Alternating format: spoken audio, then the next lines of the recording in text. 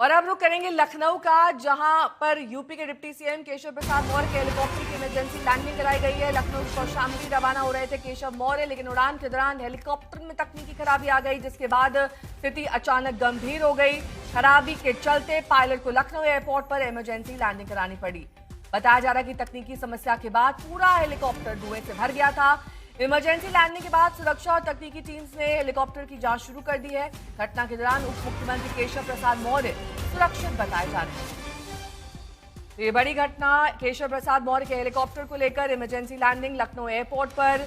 केशव प्रसाद मौर्य हालांकि सुरक्षित बताए जा रहे हैं। उत्तर प्रदेश के डिप्टी सीएम का ये हेलीकॉप्टर अब इमरजेंसी लैंडिंग के बाद सुरक्षित। आशीष मेरे सहयोगी जुड़ गए हैं तमाम जानकारी के साथ। आशीष, क्या तकनीकी खराबी है और इस वक्त क्या ताजा अपडेट है विमान को लेकर? देखिए, सबसे बड़ी बात है कि आज सुबह ही उनको कौशाम्बी दौरे पर जाना था और इस दौरान ला मार्टिनियर ग्राउंड जहां पर उनका आवास है, वहां से उन्होंने उस हेलीकॉप्टर से उड़ान भरी थी। लेकिन वो थोड़ी दूर पहुंचने के बाद, तकरीबन बछरावा के पास पहुंचने के बाद, उसमें अचानक से धुआं निकलने लगा और इस कदर की सारी उसकी जो डिस्प्ले थी वो भी बंद हो गई। अब ऐसे में आनन फानन में जो पायलट मौजूद था, उसने अपनी सूझबूझ से उसको इमरजेंसी लैंडिंग कराने के लिए लखनऊ चौधरी चरण शरण सिंह एयरपोर्ट पर ले गए और वहां पर सेफ उसकी लैंडिंग कराई। हालांकि काफी समय पर ये लैंडिंग हो पाई है, चूंकि जिस तरीके से हवा में डिस्प्ले बंद हो गया, धुआं निकलने लगा, तो ऐसे में एक बड़ा हादसा होने से बचा है और कहीं ना कहीं पायलट की सूझबूझ से ये इमरजेंसी लैंडिंग कराई जा सकी है। टेक्निकल प्रॉब्लम क्या आई है अभी इसके बारे में नहीं बताया गया, लेकिन शुरुआती जांच में यही मिला है कि वहां पर जो डिस्प्ले बंद हुई और उसके बाद अचानक धुआं निकलने लगा और फिर उसको लैंडिंग कराई गई है।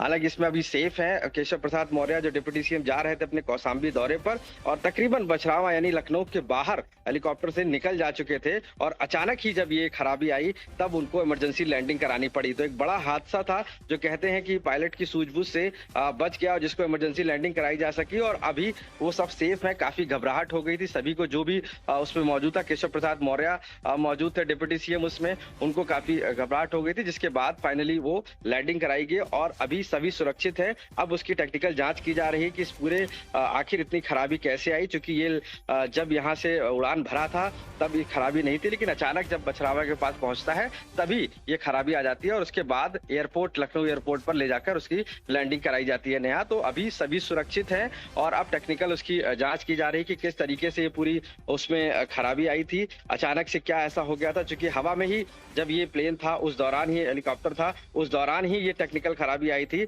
और उसको फिर इमरजेंसी लैंडिंग के लिए एयरपोर्ट पर उतारा गया, जिसकी वजह से सभी की जान बच सकी और कहीं ना कहीं अभी सभी सुरक्षित है। नेहा, कितने लोग इस हेलीकॉप्टर में सवार थे केशव प्रसाद मौर्य के अलावा?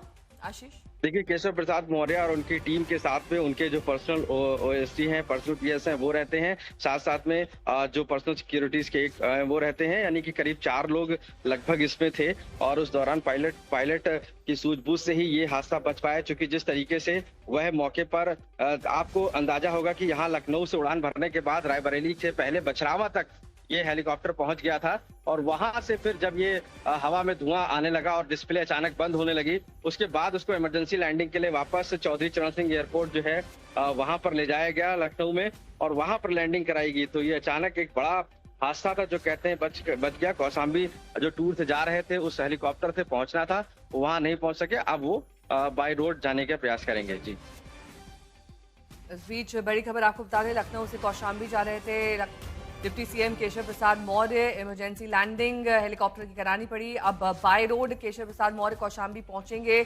लेकिन बड़ी बात यह कि अचानक हेलीकॉप्टर में धुआं भरने लगा, उसका पूरा सिस्टम क्रैश हो गया, जिसके बाद उसकी इमरजेंसी लैंडिंग हुई और जैसा कि हमारे संवाददाता जानकारी दे रहे हैं, लगभग 4 लोग इस हेलीकॉप्टर में सवार थे।